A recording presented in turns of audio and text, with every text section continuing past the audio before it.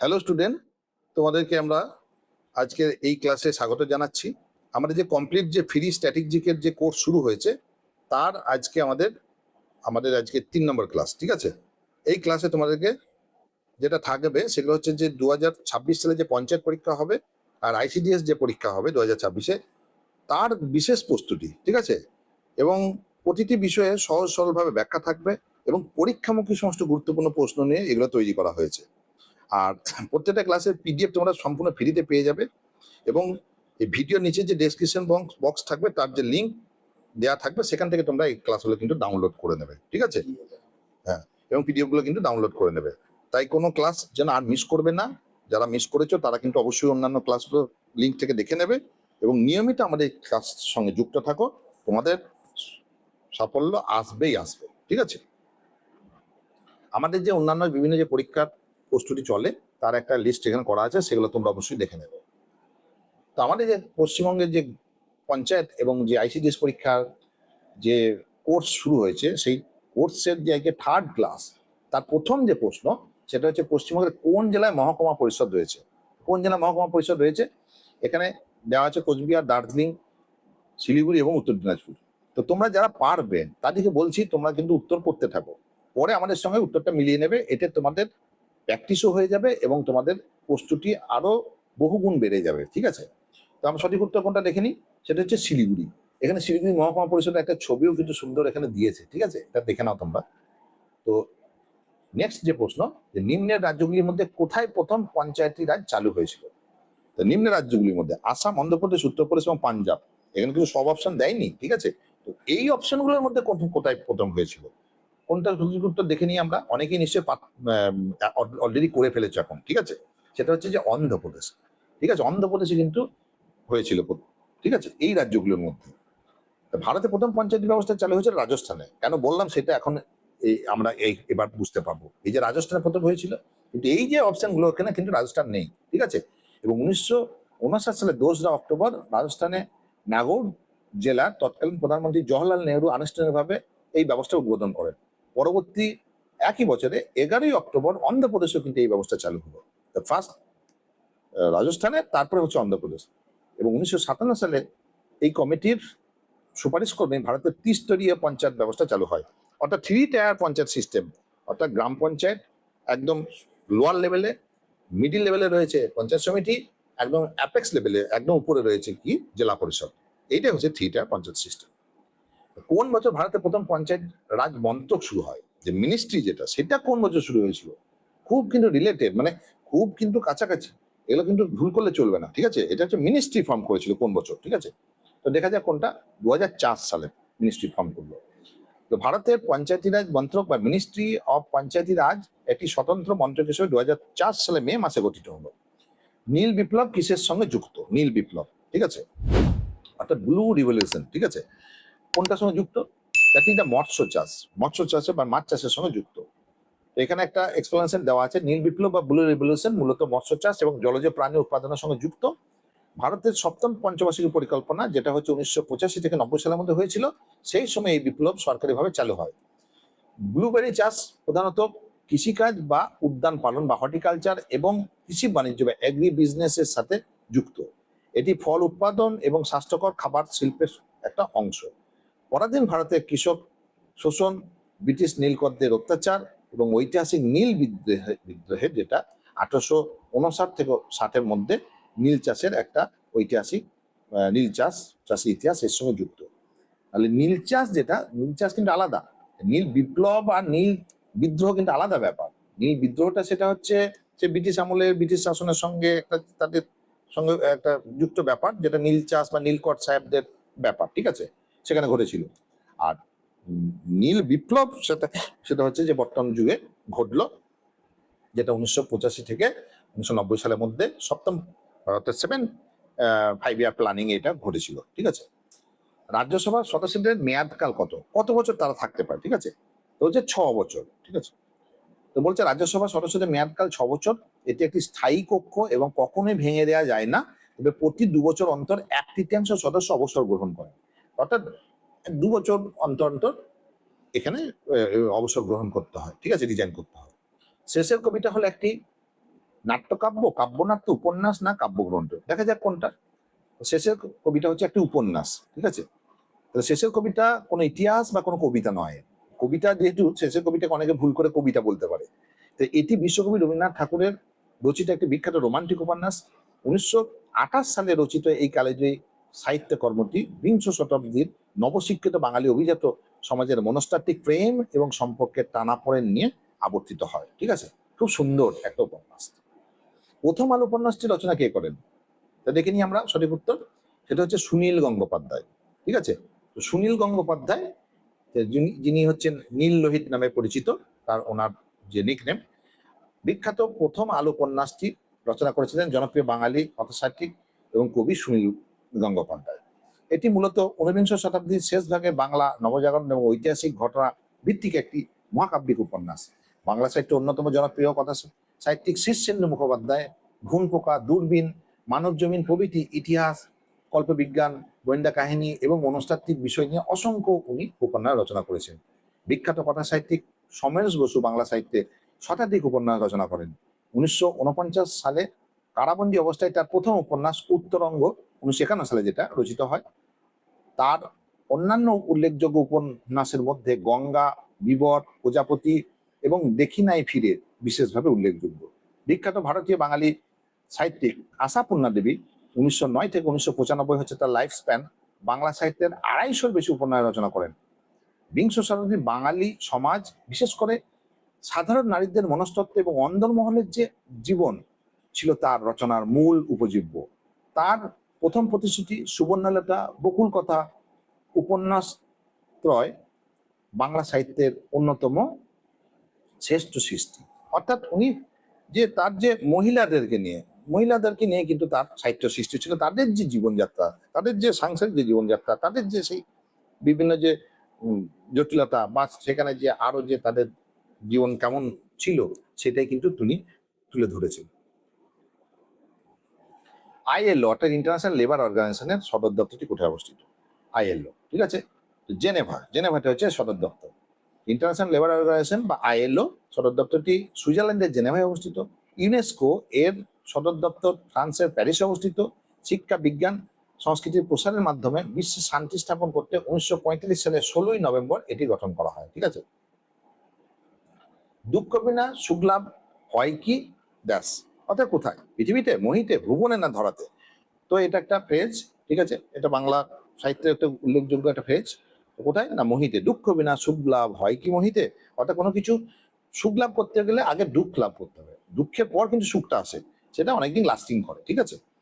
তনয় শব্দটির অর্থ কি? কন্যা, তন্দ্রা, পুত্র না দেহ, কোনটা দেখে নিই আমরা। পুত্র, তনয় হচ্ছে পুত্র। আয় বুঝে ব্যয় করেন যিনি, তাকে কি বলে? কৃপণ, মিতব্যয়ী, স্বল্পব্যয়ী না হিসাবী, তাকে বলা হচ্ছে মিতব্যয়ী। অর্থাৎ খুব অল্প ব্যয় করেন যিনি, ঠিক আছে। হিসেব নিকাশ করে ব্যয় করেন যিনি, মিতব্যয়ী। অল্প ব্যয় করেন যিনি, ঠিক আছে। হুটহাট করে বাজে খরচা করেন না যিনি, তাকে বলা হচ্ছে মিতব্যয়ী, ঠিক আছে। অর্থাৎ cut your coat according to your cloth উনি করেন। আচ্ছা, লোকসভার সভাপতি কে করেন? লোকসভার সভাপতিত্ব কে করেন? হচ্ছে স্পিকার, অর্থাৎ যে অধ্যক্ষ রয়েছেন স্পিকার, উনি সভাপতিত্ব করেন। তো লোকসভার সভাপতি বা অধ্যক্ষকে স্পিকার বলা হয়। বর্তমানে ভারতের লোকসভার স্পিকার হচ্ছেন ওম বিড়লা সাহেব, ঠিক আছে। স্বাধীন ভারতের লোকসভার প্রথম অধ্যক্ষ হিসেবে ছিলেন গণেশ বাসুদেব বাভালাঙ্কার, ঠিক আছে। আর ভারতের বর্তমান প্রধান বিচারপতি হলেন বিচারপতি সঞ্জীব খান্না, তিনি দেশের 51তম বিচারপতি। আর 50তম বিচারপতি হিসেবে দায়িত্ব পালন করেছিলেন বিচারপতি DY চন্দ্রচূড়, অর্থাৎ DY চন্দ্রচূড় স্যারের পর কিন্তু সঞ্জীব খান্না স্যার এসেছেন। তো আমাদের যে অলরেডি যে পরীক্ষাগুলো শুরু হয়েছে, যেমন হচ্ছে ওয়েস্ট বেঙ্গল পঞ্চায়েত 2026-এর এবং যে ICDS যে পরীক্ষা, ঠিক আছে। তো এই যে কোর্স, সেই কোর্সের যে এক একটা ক্লাস অলরেডি 1 এবং 2 নম্বর ক্লাস কিন্তু হয়ে গেছে। তো তোমরা যারা এখন এই ক্লাসগুলো দেখোনি তাদেরকে অবশ্যই বলছি তোমরা যেন ইউটিউব চ্যানেলে গিয়ে ক্লাসগুলো দেখে নেবে, 1 নম্বর এবং 2 নম্বর ক্লাসগুলো, কারণ পরবর্তী ক্লাসগুলো বুঝতে অসুবিধা হবে। তোমরা যে ডেসক্রিপশন বক্সে যে লিঙ্ক প্রোভাইড করা থাকবে সেখান থেকে দেখে নেবে, বা আই আই আই তোমরা আই ক্লিক করে তোমরা দেখে নেবে, আই বাটনে ক্লিক করে তোমরা দেখে নেবে, ঠিক আছে। তো চলে আসছি আমরা আবার প্রশ্নের উত্তরে। পশ্চিমবঙ্গে কবে প্রথম পঞ্চায়েত ব্যবস্থা শুরু হয়, কোন সালে? ঠিক আছে, সঠিক উত্তর হচ্ছে 1957 সালে শুরু হয়েছে। কোন বিল অর্থ বিল কিনা কে ঠিক করবেন? তাহলে অর্থ বিল কিনা এখানে বলা আছে কেন্দ্রীয় অর্থমন্ত্রী, যোজনা কমিশনের চেয়ারম্যান, রাষ্ট্রপতি না লোকসভা স্পিকার। তাহলে সঠিক উত্তর কোনটা দেখে নিই আমরা, that is the Lok Sabha speaker. অর্থ বিল বলতে আমাদের প্রথমে ভুল করে ফেলবো, তাহলে আমরা ভাববো যে কেন্দ্রীয় অর্থমন্ত্রী ঠিক করবেন, কিন্তু তার নয়, লোকসভা স্পিকার কিন্তু এটা কোনো বিল অর্থ বিল কিনা সেটা ঠিক করবেন। ভারতে কোনো বিল অর্থ বিল কিনা তা চূড়ান্ত করার দায়িত্ব হচ্ছে লোকসভার স্পিকারের। ভারতের সংবিধানের 110-এর 3 নম্বর অনুচ্ছেদ অনুযায়ী স্পিকারকে এই দায়িত্ব দেওয়া হয়েছে চূড়ান্ত করার জন্য। এটি কোনো আদালতে বা সংসদের উচ্চকক্ষে চ্যালেঞ্জ করা যায় না। 1950 সালে ভারতীয় সংবিধান কার্যকর হওয়ার পর থেকে অর্থ বিল সংক্রান্ত এই ক্ষমতাটি লোকসভার অধ্যক্ষ বা স্পিকারকে দেওয়া হয়েছে। ঠিক আছে, পরপর 3বার ওয়াশ বিশ্বকাপ আয়োজন করেছে কোন দেশ? 3 টাইমস। কারা করেছে দেখিনি একটু, that is the Bharat. Bharat এটা কিন্তু করেছে। পরপর 3বার ওয়াশ বিশ্বকাপ আয়োজন করেছে ভারত। চেন্নাইয়ের SDAT স্টেডিয়ামে এই টুর্নামেন্ট অনুষ্ঠিত হয়। 1996 সালে প্রথম ওয়াশ বিশ্বকাপ মালয়েশিয়ায় অনুষ্ঠিত হয়েছিল, যেখানে চ্যাম্পিয়ন হয়েছিল অস্ট্রেলিয়া। এই ইনফরমেশনটা কিন্তু আমরা একটু দেখে নেবো। ঠিক আছে, ওয়াশ বিশ্বকাপ প্রসঙ্গে। এশিয়ান গেমস 2026 আয়োজন করছে কোন দেশ? ঠিক আছে, কোন দেশ? That is Japan. ঠিক আছে, এশিয়ান গেমস। তো 2026 সালে এশিয়ান গেম আয়োজন করছে জাপান। 1951 সালে নয়াদিল্লিতে প্রথম এশিয়ান গেমস হয়েছিল। তাহলে বলতে পারো যে প্রথম এশিয়ান গেম কোথায় হয়েছিল? তাহলে ভারতে হয়েছিল, বা নয়াদিল্লিতে। কোন সালে? 1951 সালে। ওকে, তো কোন রাজ্য পৌরসভার কর্মীদের জন্য 1 কোটি টাকা জীবন বীমা চালু করলো? খুব ভালো উদ্যোগ। ঠিক আছে, কোন রাজ্য? 1 কোটি টাকা। দেখা যাক কোন রাজ্য। That is the Andhra Pradesh. ঠিক আছে, অন্ধ্রপ্রদেশ রাজ্য কিন্তু চালু করলো। ISRO অর্থাৎ ইসরোর নতুন চেয়ারম্যান পদে কাকে নিযুক্ত করা হলো? ঠিক আছে, সঠিক উত্তর হচ্ছে doctor V Narayanan. V Narayanan সাহেবের ছবি আমরা এখানে দেখতে পাচ্ছি। ঠিক আছে, কিছু ইনফরমেশন আছে এখানে। ভারতীয় মহাকাশ গবেষণা সংস্থা ইসরো 1962 সালে গঠিত ইনকোর্স বা এর উত্তরসূরি হিসেবে 1959 সালে 15ই আগস্ট ডক্টর বিক্রম সারাভাইয়ের নেতৃত্বে প্রতিষ্ঠা হয়। তাহলে প্রথমে ইনকোর্স বা নাম ছিল, সেখান থেকে কিন্তু এটা এলো বিক্রম সারাভাইয়ের নেতৃত্বে। ইসরোর প্রথম চেয়ারম্যান ছিলেন ডক্টর বিক্রম সারাভাই, যাকে ভারতীয় মহাকাশ কর্মসূচির জনক বলা হয়। ডক্টর ভি নারায়ণন ভারতীয় মহাকাশ গবেষণা সংস্থা অর্থাৎ ইসরো অর্থাৎ Indian Space Research Organisation full form, ঠিক আছে, নতুন চেয়ারম্যান হিসেবে নিযুক্ত হন। ইন্ডিয়ান স্পেস রিসার্চ অর্গানাইজেশনের এর সদর দপ্তর বা হেডকোয়ার্টার হচ্ছে কর্ণাটকের বেঙ্গালুরুতে অবস্থিত। বেঙ্গালুরু। ঠিক আছে, এটা প্রশ্ন আসতে পারে। 71তম চলচ্চিত্র উৎসবে কোন ছবিটি সেরা ছবির পুরস্কার লাভ করে? ঠিক আছে, ডিপ ফ্রিজ। ডিপ ফ্রিজ বলে যে ছবিটা, মুভিটা, সেটা কিন্তু লাভ করেছিল। কার আত্মজীবনী দিয়াসলাই শিরোনামে প্রকাশিত? দিয়াসলাই। ঠিক আছে, শ্রীনাথ রাঘবন, কৈলাস সত্যার্থী, গগন গিল, ডাক্তার শশী থারুর। কোনটা? না কৈলাস সত্যার্থী স্যারের আত্মজীবনী। তো দিয়াসলাই শিরোনাম আত্মজীবনীটি প্রকাশিত হয়েছিল নোবেল শান্তি পুরস্কার বিজয়ী ভারতীয় সমাজকর্মী এবং শিশু অধিকার রক্ষা আন্দোলনের পুরোধা কৈলাস সত্যার্থী স্যারের নামে। ঠিক আছে, সম্প্রতি কোন রাজ্য পুলিশ মহিলাদের নিরাপত্তার জন্য অভয়া ব্রিগেড চালু করলো? ঠিক আছে, অভয়া ব্রিগেড কোন রাজ্য দেখা যায়?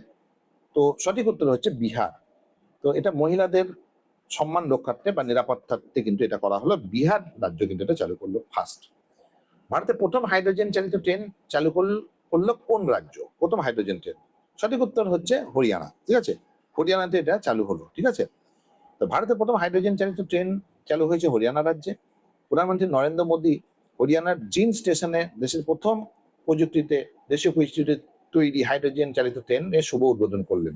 এ প্রসঙ্গে একটা কথা বলে রাখি, আমাদের যে শর্ট সেকশন আমাদের জিএনসেট মেন্টর চ্যানেলের আছে, সেখানে কিন্তু এইটার উপর একটা শর্ট ভিডিও আপলোড করা হয়েছে, সেটা তোমরা দেখে নিতে পারো। সেখানে এই ট্রেন সম্পর্কে বেশ কিছু গুরুত্বপূর্ণ তথ্য কিন্তু সেখানে দেওয়া হয়েছে।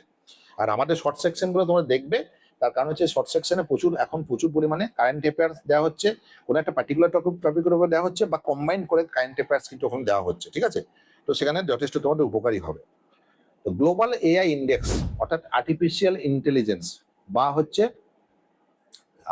যেটা আমাদের কৃত্রিম বুদ্ধিমত্তা বলছে, ভারতে কততম স্থানে রয়েছে?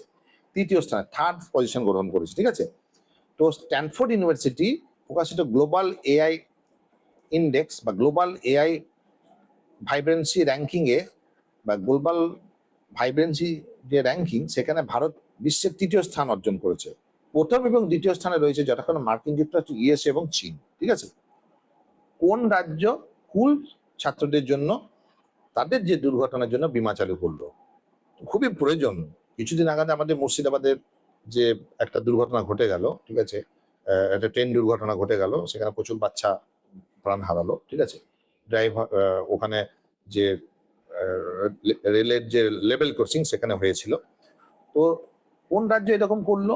দেখা যাক কোনটা সঠিক উত্তর। That is the Rajasthan. অর্থাৎ স্কুল ছাত্রদের যদি কোনো দুর্ঘটনা হয় সেখানে তাদের জীবন বীমা চালু করা হলো। রাজস্থান।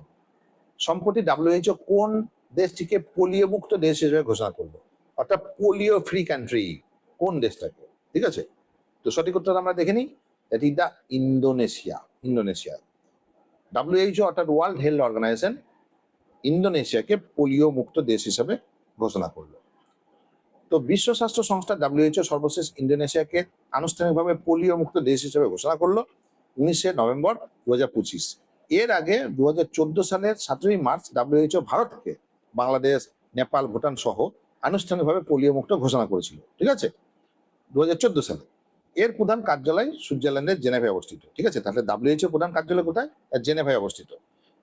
7ই এপ্রিল 1948 সালে এর গঠনতন্ত্র কার্যকর হয়। এই দিনটাকে স্মরণ করে রাখার জন্য প্রতি বছর বিশ্ব স্বাস্থ্য দিবস পালন করা হয়। ঠিক আছে, অর্থাৎ 7ই এপ্রিল তারিখটাকে বিশ্ব স্বাস্থ্য দিবস অর্থাৎ ওয়ার্ল্ড হেলথ ডে। ঠিক আছে, যেহেতু স্বাস্থ্য সম্পর্কিত ব্যাপার, ওয়ার্ল্ড হেলথ ডে এই দিনটাকে কিন্তু বলে কিন্তু পালন করা হয়। তো এই ছিল আজকে আমাদের গুরুত্বপূর্ণ সমস্ত সব প্রশ্ন উত্তর।